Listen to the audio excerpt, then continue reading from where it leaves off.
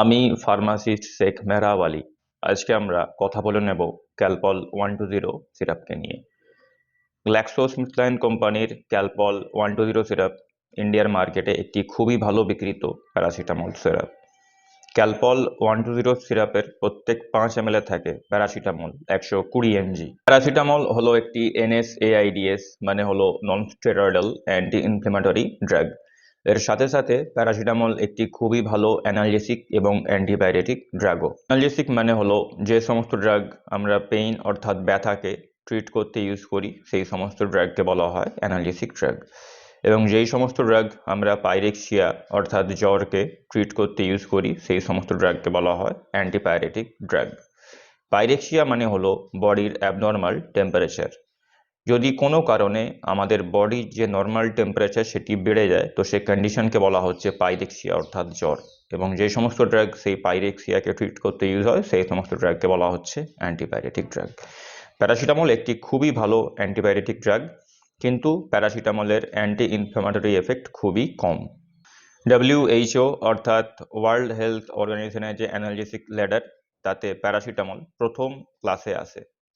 Paracetamol basically সাইক্লোঅক্সিজেনেজ নামক এনজাইমকে inhibit করে আমাদের ব্রেনে প্রোস্টাগ্ল্যান্ডিনের ফর্মেশনে বাধা দেয়, যার ফলে প্রোস্টাগ্ল্যান্ডিন ফর্ম হতে পারে না। প্রোস্টাগ্ল্যান্ডিনের কারণেই আমাদের জ্বর হয়, গা হাত যন্ত্রণা করে, মাথা যন্ত্রণা করে। প্রোস্টাগ্ল্যান্ডিনের ফর্মেশনে বাধা দিয়ে প্যারাসিটামল আমাদের যে জ্বর, গা হাত ব্যথা, মাথা যন্ত্রণা এই সমস্ত সিমটমসকে ধীরে ধীরে ভালো করে দেয়। প্যারাসিটামল এরকমভাবেই কাজ করে থাকে। ক্যালপল 120 সিরাপের যে ডোজ সেটি ক্যালপল 120 সিরাপের লেভেলের মধ্যেই মেনশনড থাকে, কিন্তু সেটি এজ বেসড হয়ে থাকে। এখন সমস্যা হলো একটি পার্টিকুলার এজ গ্রুপের 10টি বাচ্চার ওজন কিন্তু 10 রকমের হয়ে থাকে। সেই জন্য যদি আমরা ক্যালপল 120 সিরাপের যে ডোজ অথবা যে কোনো প্যারাসিটামল সিরাপের ডোজ যদি আমরা বাচ্চার ওজনের উপর ভিত্তি করে বানাই তো সেটি খুবই ভালো থাকে বাচ্চার স্বাস্থ্যের পক্ষে, এবং সেই ডোজটি খুব এফেক্টিভও হয়ে থাকে। বাচ্চার ওজনের উপর ভিত্তি করে প্যারাসিটামল সিরাপের ডোজকে ডিফাইন করতে গেলে একটি খুবই সিম্পল ফর্মুলা আছে। বাচ্চার যে ওজন সেটিকে আমরা গুণ করে নেব 15-র সাথে। ধরা যাক কোনো বাচ্চার ওজন 6 কিলোগ্রাম, তাকে আমরা গুণ করব 15-র সাথে, যেটি রেজাল্ট আসবে 90। এর মানে হলো ওই বাচ্চার 90 mg অফ প্যারাসিটামলের প্রয়োজন আছে। কিন্তু ক্যালপল 120 সিরাপের কত ml এর মধ্যে আমরা সেই 90 mg অফ প্যারাসিটামল ওই বাচ্চাকে দিতে পারি?